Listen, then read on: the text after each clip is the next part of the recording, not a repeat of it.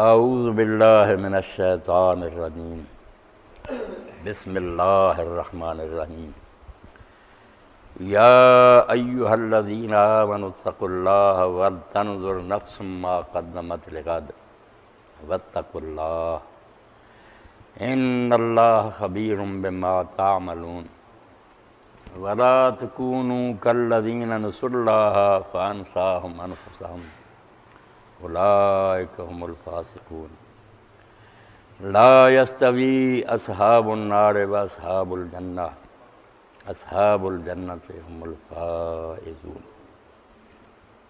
سورہ الحشر کی 18، 19 اور 20 تین آیات میں نے پڑھی ہیں۔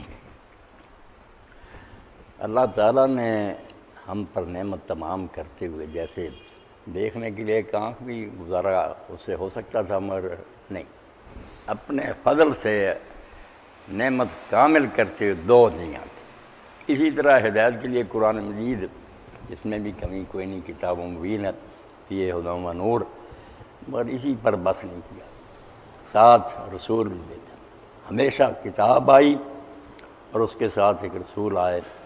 اسی لیے سورہ النساء میں اللہ تعالیٰ نے دونوں بصیرت والی آنکھوں کا ذکر کیا، جاءکم برہان من ربکم وانزلنا الیکم نورا مبینا۔ ایک تو تمہارے پاس برہان آئی اور دوسری طرف نور مبین آیا۔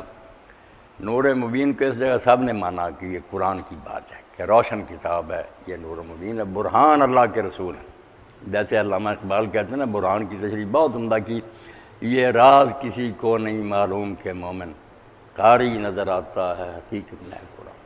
اللہ کے رسول چلتے پھرتے قرآن تھے۔ اسی لیے جب ایک آدمی نے سیدہ عائشہ صدیقہ رضی اللہ تعالیٰ عنہ سے پوچھا کہ رسول اللہ کا اخلاق کیا تھا، آپ کا چال چلن، کیریکٹر، سیرت کیا تھی، تو ام المومنین نے فرمایا کہ تم قرآن پڑھتے ہو؟ تو انہوں نے کہا ہاں پڑھتا ہوں۔ تو فرمایا کانا خلق القرآن، بس یہ سمجھ لو یہ کتاب کی شکل میں ہے، وہ چلتے پھرتے قرآن۔ رسول اللہ مجسم قرآن تھے۔ تو رسول کریم علیہ السلام کی زندگی بھی سراپا نور ہی ہے، یہ بھی نور ہے، حضور بھی نور ہی نور ہیں۔ اران الہدی بعد لما، حضرت عبداللہ بن رواحہ رضی اللہ عنہ نے نظم پڑھی آپ کی شان میں، تو اس میں کہتے ہیں اران الہدی بعد لما، ہم اندھے تھے، آپ نے ہمیں آ کر نہ سیدھا راستہ دکھا، روشن ہو گیا دین۔ اور آپ نے ایک حدیث پاک میں آخر زمانے فرمایا کہ میں تمہیں اس حال میں چھوڑ رہا ہوں کہ تمہاری رات اور تمہارا دن برابر ہے۔ ظاہری دن رات میں فرق ہے کہ رات کو روشنی نہیں ہوتی، دن کو۔ فرمایا نہیں، اب اس امت کے لیے کوئی بہانہ نہیں، تمہاری رات اور تمہارا دن دونوں روشن ہے، کسی وقت تم شکایت نہیں کر سکتے کہ ہمیں یہ دین نے نہیں بتایا۔ اران الہدی بعد لما، اندھے ہونے کے بعد اللہ کے رسول نے ہمیں راستہ دکھا دیا۔ فقلوبنا بہ موقنات انما قال واقع، اس لیے آپ کی تعلیم کی برکت سے اب ہمیں یقین ہے کہ جو اللہ کے رسول نے کہا یہ ہو کر رہے گا۔ بعد میں جو کچھ آنے والی باتوں کی خبریں دی ہیں نا کہ جنت ہے، دوزخ ہے، حساب ہے، اللہ کی عدالت میں پیشی ہے، یہ سب باتیں بالکل آسمان کے سورج کی طرح روشن ہے، کوئی شک نہیں۔ تو قرآن پاک پڑھیں، رسول کریم علیہ السلام کی زندگی پڑھیں تو ہر جگہ روشنی روشنی نظر آتی۔ اور جو بات سرے کی ہے نا اللہ کے رسول علیہ السلام نے قرآن نے بتائی، جس کو نبأ عظیم کا، کہ خبریں تم بہت سنتے ہو، ان سے اثر بھی لیتے ہو، مگر سب سے بڑی خبر جو ہے نا جو اللہ کے رسولوں نے دیا، اس سے بڑی کوئی اطلاع نہیں، اور سب سے زیادہ فکر اسی کی ہونی چاہیے، وہ یہ ہے کہ اللہ کی عدالت میں پیشی ہونی ہے۔ مر کر تم مٹی نہیں ہو جاؤ گے، اور یہ دنیا کو کھیل تماشا نہیں کہ کوئی یہاں ظلم کرتا رہے، کوئی ظلم سہتا رہے تو برابر مٹی میں ہو جاؤ۔ یہ دنیا اللہ تعالیٰ نے کھیل نہیں بنائی۔ لوبتے خاک ساختن ہی نہ صدق خدائرہ۔ علامہ اقبال کہتے ہیں، جو کہتے ہیں اللہ نے یہ کھیل بنایا کہ بس رام لیلا مر جائیں گے مٹی، اور یہ مٹی کا پتلا بنا کر کھیل تماشے دیکھنا خدا کی شان نہیں ہے۔ وہ نہیں دیکھ رہا کہ لوگ ظلم کر رہے ہیں اور دوسری طرف سہ رہے ہیں تو بس برابر ہو جائیں، یہ خدائی نہ ہوئی اندھیر نگری، ایسا کبھی نہیں ہوگا۔ اللہ تعالیٰ بالکل ایک دن لائے گا جب پوری طرح عدل انصاف ہو جائے گا۔ تو اس کو اللہ کے رسول نے اور قرآن نے نمایاں کرنے میں کوئی کسر نہیں چھوڑی۔ آپ دیکھیں گے جیسے سڑک پر آپ دیکھ رہے ہیں بورڈ لگے ہوئے بتاتے ہیں کہ ادھر نہ مڑنا، خطرناک ہے یہ راستہ، اسی طرح قدم قدم پر آپ صبح جاگتے ہیں، اللہ کے رسول نے وہاں بھی ایک نشان کھڑا کر دیا، الحمدللہ الذی احیانی بعد ما اماتنی والیہ النشور۔ جس طرح اب رات ایک قسم کا تو مر گئے تھے، بے ہوش سے معطل سے سارے تمہارے حواس، مگر زندہ ہو کر بیٹھ کے آئے ہو، اسی طرح وقت آئے گا النشور، تم قبروں سے بھی نکل کر اپنے رب کی طرف چلے۔ اس وقت آنکھ کھلتے ہی یہ نا نوٹس لکھ دیا کہ وقت آنے والا جب تم اسی طرح اٹھو گے اور خدا کے سامنے پیش ہو جاؤ گے۔ تو حضرت براء ابن عازب رضی اللہ عنہ نے حضور کی زندگی کا ایک ورق ہم تک پہنچایا، جس کو امام ابن ماجہ نے اور امام محمد نے اپنی کتابوں میں نقل کیا۔ حضرت براء کہتے ہیں کہ بہت سی جماعت کے ساتھ سرکار رسالت میں آپ صلی اللہ علیہ وسلم جا رہے تھے، حضور جا رہے تھے، ہم بھی آپ کے ساتھ سے بڑی، تو آپ نے ایک طرف مجمع دیکھا تو نبی علیہ السلام اس طرف چل پڑے، ہم بھی پیچھے گئے تو دیکھا کہ لوگ جمع تھے اور قبر کھود رہی تھی، ابھی قبر مکمل نہیں ہوئی تھی، فوت ہو گیا تھا کوئی آدمی، قبر کھود رہے تھے۔ تو رسول کریم علیہ السلام مٹی پر بیٹھ گیا جو قبر سے نکلی تھی، تو کہتے ہیں حضرت براء میں سامنے کی طرف بیٹھ گیا کہ دیکھوں اللہ کے رسول کیا کرتے ہیں، تو میں نے دیکھا کہ نبی علیہ السلام کی آنکھوں سے ٹپ ٹپ آنسو گرے اور وہ مٹی جو تھی گیلی ہوئی، اور حضور نے اسے فرمایا اے اخوانی لمثل ھذا الیوم قائد، میرے بھائیوں یہ دن ہر ایک پر آنے والا ہے، اس کے لیے کوئی سامان تیار کرو، برائیاں چھوڑ دو، کچھ نیکیاں کما لو، ورنہ یہ دنیا جو نا رہنے کی جگہ نہیں، چلے جانے دو۔ اور بالکل ہم روز دیکھتے ہیں بڑے بڑے عزیز و اقربا جا رہے ہیں۔ یہ خبر ہمارے حلقے کے لیے بھی بڑی غمناک ہے کہ مولانا مختار گل صاحب جو جماعت کے امیر بھی رہے تحریک سے، وہ بھی فوت ہو گئے۔ تو ایسے موقعوں پر یہ عبرت کا سامان ہوتا ہے، یہ خبر سن کر چپ نہیں رہنا چاہیے، دیکھنا چاہیے کہ زندگی انسان کی ہے مانند مرغ خوشنوا، شاخ پر بیٹھا ذرا سا چہچہایا اڑ گیا، بس یاد ہی رہ جاتی، وہ بھی کبھی کبھی کسی دوست نہیں، ورنہ لوگ بھول جاتے ہیں، یاد بھی جو ہے نا ذہنوں سے نکل جاتی ہے۔ تو کہا کہ یہ وقت آنے والا ہے، لفظ فرمایا کیا ہے میرے بھائیوں اس دن کے لیے تیاری کرو، کوئی سامان اکٹھا کرو، اور کام ایسا ہی ہے جس کے بارے میں اللہ کے نیک بندے چیختے چلاتے گئے، وہ کام کر، حکیم صاحب جو ایسے عملوں کا ذکر کر رہے بعد میں بھی رہیں، لوگوں کے اندر اس کے اثرات رہیں، یاد کرتے رہیں، وہ کام کر کے عمر خوشی سے کٹے تیری، وہ کام کر کے یاد تجھے سب کیا کرے، جس جا پہ تیرا ذکر ہو وہ ذکر خیر ہی، اور نام تیرا لے تو ادب سے لیا کرے۔ اسی لیے دانا لوگ کہتے ہیں کہ بہت سے لوگ الناس اموات وہم فی یا زندہ ہوتے ہیں مگر مرے ہوتے ہیں، کوئی نہیں جانتا کیا، کیڑے ہیں مر جائے گی مٹی میں، کچھ ایسے ہیں کہ مر گئے ہیں مگر وہ زندہ ہیں، ان کے نام زندہ، ان کی کتابیں ہیں، ہم ان کا پڑھتے ہیں تو اس وقت زبان سے بے اختیار نکلتا کہ اللہ ان کی قبروں پر انوار کی بارش کرے، ہم سمجھ بھی نہیں سکتے جو عمر بڑے انہوں نے نچوڑ نکال کر لکھ کر ہمیں دے دیے۔ تو وہ کام کر کے عمر خوشی سے کٹے تھے، وہ کام کر کے یاد تجھے سب کیا کرے۔ قاضی رحمۃ اللہ نے بڑا حوالہ دیا، عرب لوگوں نے بھی یہ عربی اشعار میں کہا، وہ فارسی میں کہتے ہیں، سب کو پتا کہ جس وقت بچہ پیدا ہوتا ہے وہ روتا ہے، گھر والے ہنستے ہیں وہ رو رہا ہوتا ہے، مگر جب مرنے کا وقت آتا ہے اس کے بارے میں شادی کرتے ہیں ہونا کیا چاہیے بھائی، جب تو اللہ کے پاس سے اس دنیا میں آیا، اصل وطن سے یہاں آیا پردیس میں کچھ دنوں کے لیے، یاد داری کے وقت زاد نے تو ہمہ خنداں بدندو تو گریاں، تجھے یاد ہونا چاہیے کہ اس وقت سب ہنس رہے تھے تو رو رہا تھا، ہاں چنا دی کے وقت مردنے تو ہمہ گریاں بندو تو خنداں، اس طرح رہ کر جا کہ جب تو جا رہا تو وہ رو رہے ہوں کہ اچھا آدمی بچڑ گیا، اور تو ہنستا ہوا جائے کہ میں جس غرض کے لیے آیا تھا وہ کام پورا کیا، میں اللہ کے سامنے کمائی رکھ دوں گا کہ تو نے بھیجا تھا تو میں نے کام کیا۔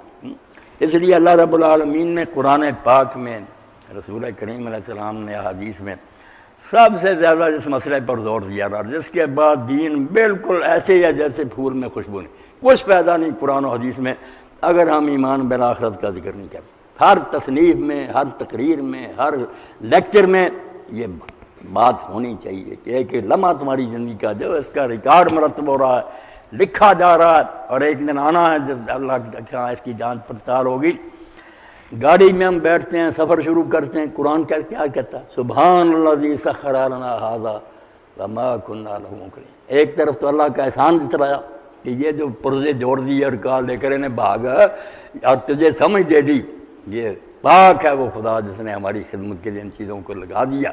ورنہ ہمارے بس میں تھا کہ ان چیزوں میں یہ چیزیں پیدا کر سکتے.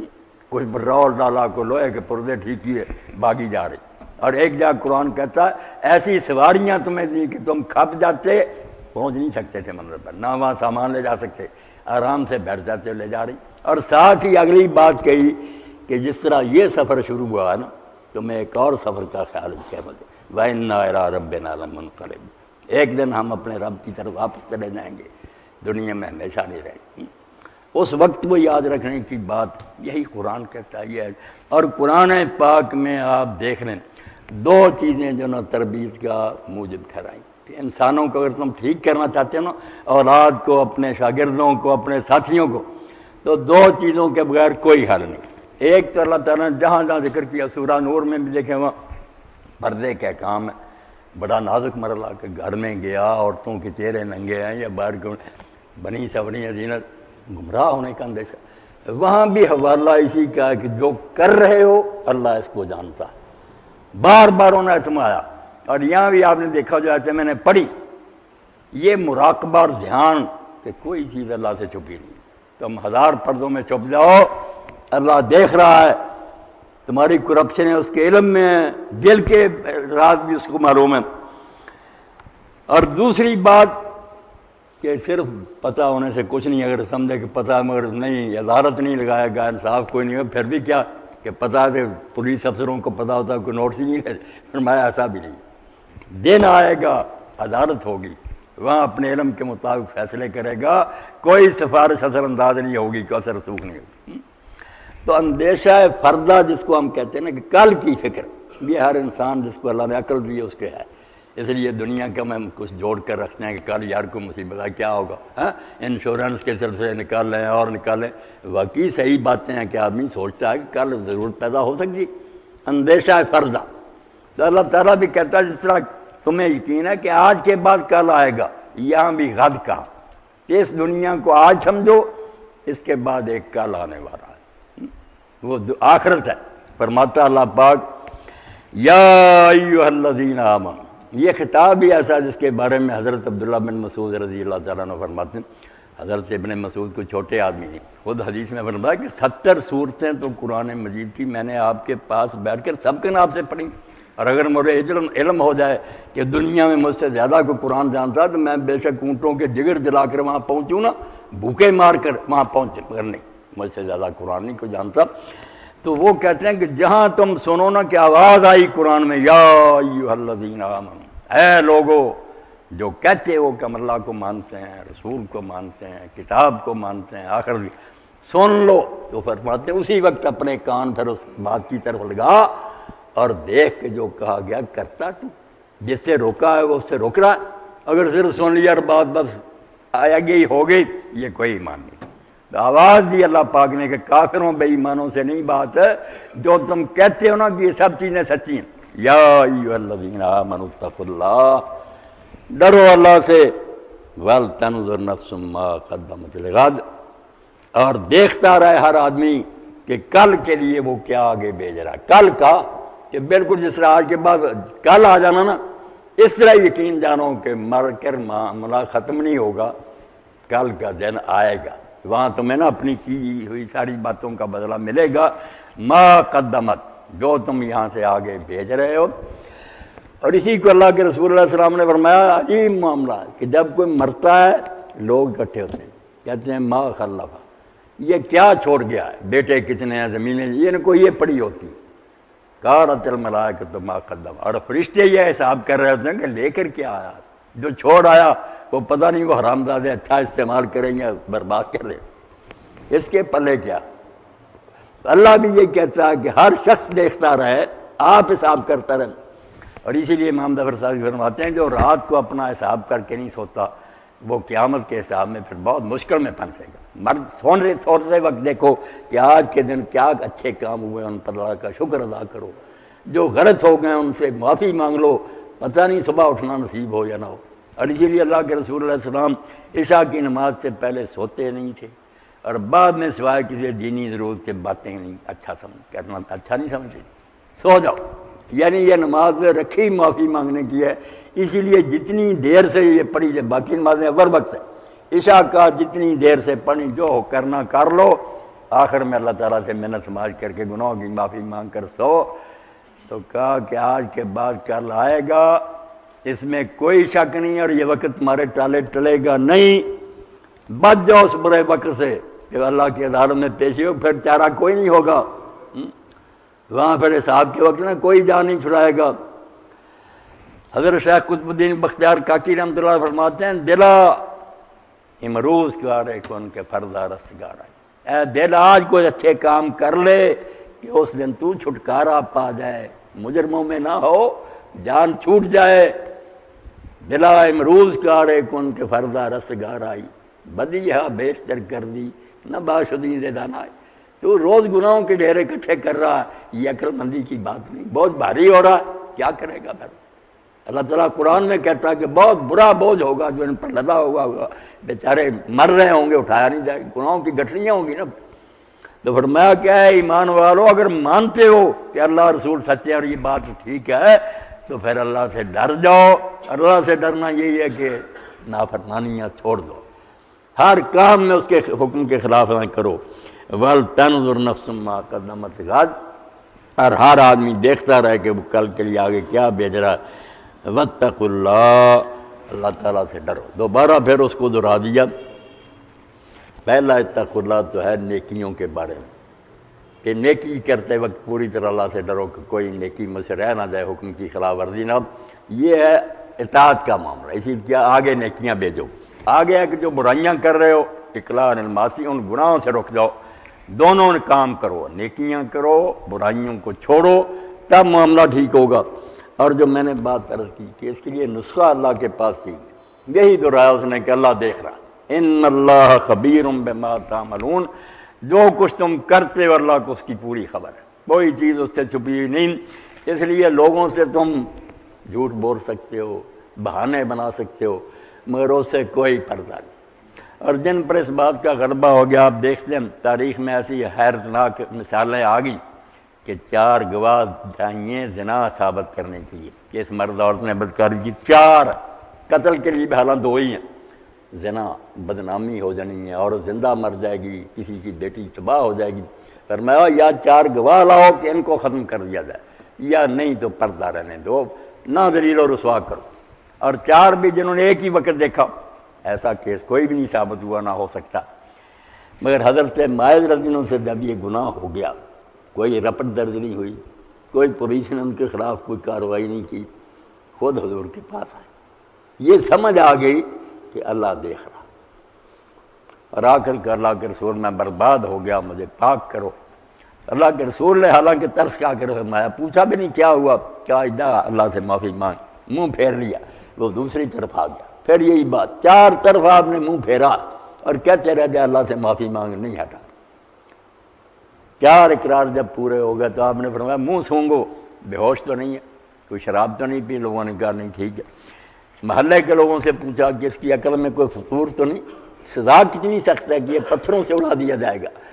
تو لوگوں نے کہا نہیں یا رسول اللہ، یہ ہمارے تندرست اور بالکل ٹھیک ٹھاک لوگوں میں سے ہے، مگر اس سے غلطی ہو گئی جس کی وجہ سے اب یہ سو نہیں سکتا۔ بے چین ہو گیا کہ اس طرح اگر میں خدا کے سامنے چلا گیا تو کیا ہوگا؟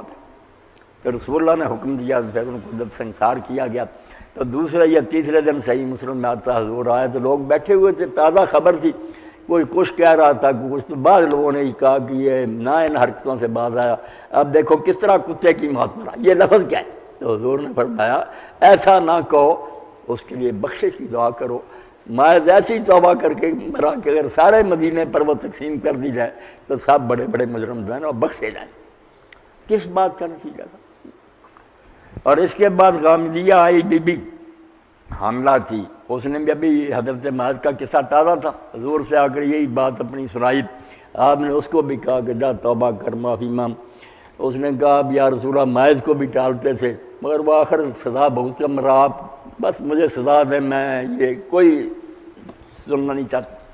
تو حضور نے فرمایا کہ تیرے پیٹ میں بچہ، اس کو مارنے کا ہمیں حق نہیں، جب یہ پیدا ہو جائے گا پھر آنا۔ کسی جیل میں بند نہیں کیا، کوئی ضامن نہیں لیا اس کا، نہ آتی کسی نے پیچھا نہیں کرنا تھا، پھر آئی، بچہ گود میں تھا کہ اللہ کے رسول بھی پیدا ہو گیا، اس کو اب کسی کے حوالہ کریں، مجھے پاک کریں۔ تو پھر حضور نے فرمایا کہ نہیں، دودھ اس کو پلا، جب یہ دودھ چھوڑے گا پھر آنا، پھر سزا دیں گے۔ تو حیرانی کی بات ہے کہ اس نے بہت جلدی اس کو کھانے پر لگایا، ٹکڑا روٹی کا اس کے ہاتھ میں دیا بچے کے، لے کر آئے، کہا یا رسول اللہ اب یہ روٹی کھانے لگا، کسی کے حوالے کرے، آپ مجھے پاک کر۔ جب اس کے خون کے چھینٹے کو زمین میں گاڑ پر اس کو پتھر مارے نا تو چھینٹے آئے، تو ایک صحابی نے لعنت کر دی، حضور نے فرمایا تم لعنت کر رہے ہو، اللہ کے بندے، اس نے تو وہ توبہ کی، وہ جنت کی نہروں میں تیر رہی ہے، تم اس کو لعنت کر رہے ہو۔ تو یہ سارا نتیجہ اسی کا تھا کہ لوگوں کے دلوں میں یہ بات بیٹھ گئی۔ اب سکول ہیں، کالج ہیں، ڈگریاں، سارے، کوئی نہیں مانتا کہ خدا مجھے دیکھ رہا، دن رات کرپشن میں دلیر ہو رہے ہیں اور اس کو بہادری سمجھتے، ہمارے جرم پر ہمیں کوئی پکڑ نہیں سکتا۔ دین یہ کرتا کہ نہیں، دو عقیدے پیدا کرو، ایک طرف اللہ کا علم محیط ذہنوں میں بٹھاؤ کہ اللہ کے علم سے کوئی چیز چھپ نہیں سکتی، اور دوسرا اللہ تعالیٰ کی عدالت پر یقین ان کے دلوں میں جماؤ کہ وقت آنے والا ہے جب تو اللہ کے پیش ہو گئے، نہ دوستی کام آئے گی، نہ نیکیاں مول ملیں گی، نہ کوئی سفارشی آئے گا۔ اللہ ولا تکونوا کالذین نسوا اللہ فانساہم انفسہم اولئک هم الفاسقون۔ یہ نچوڑ کی بات بتا دی کہ آدمی غلط راستے پر کب چلتا، جب وہ اللہ کو بھول جاتا، یہ یاد نہیں رہ جاتا کہ میرا کوئی بنانے والا ہے، اس نے کسی غرض کے لیے دنیا میں بھیجا، وہ دیکھ رہا ہے، واپس آنا۔ اللہ کو بھول جاتے ہیں تو نتیجہ کیا ہوتا ہے؟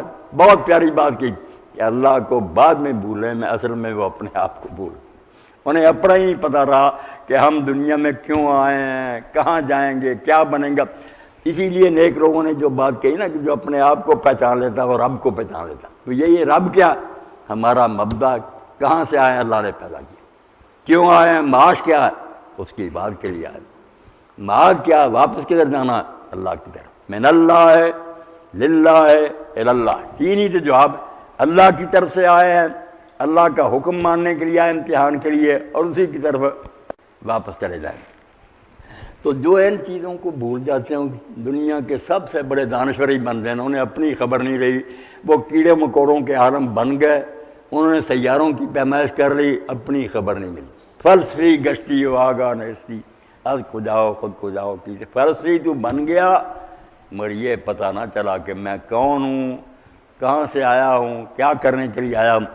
تو اللہ فرماتا ہے کہ ان لوگوں کی طرح نہ ہو جاؤ جو اللہ کو بھول جاتے ہیں، اور نتیجہ یہ ہوتا ہے کہ انہیں پھر اپنا بھی پتہ نہیں رہتا کہ ہم کیا ہیں، کیوں آئے ہیں۔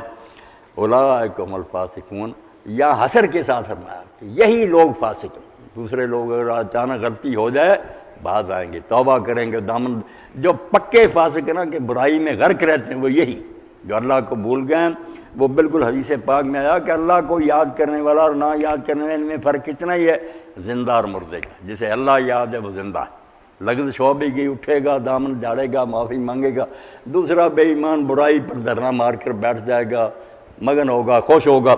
تو فرمایا کہ یہی لوگ جو ہے نا یہ فسق و فجور میں زندگی گزارتے ہیں، اور آگے یہ کہا کہ دونوں برابر نہیں ہیں، کہ کوئی گناہ کی زندگی گزار رہا کوئی نیکی کی، یہ نہ سمجھنا کہ دونوں مٹی ہو جائیں گے۔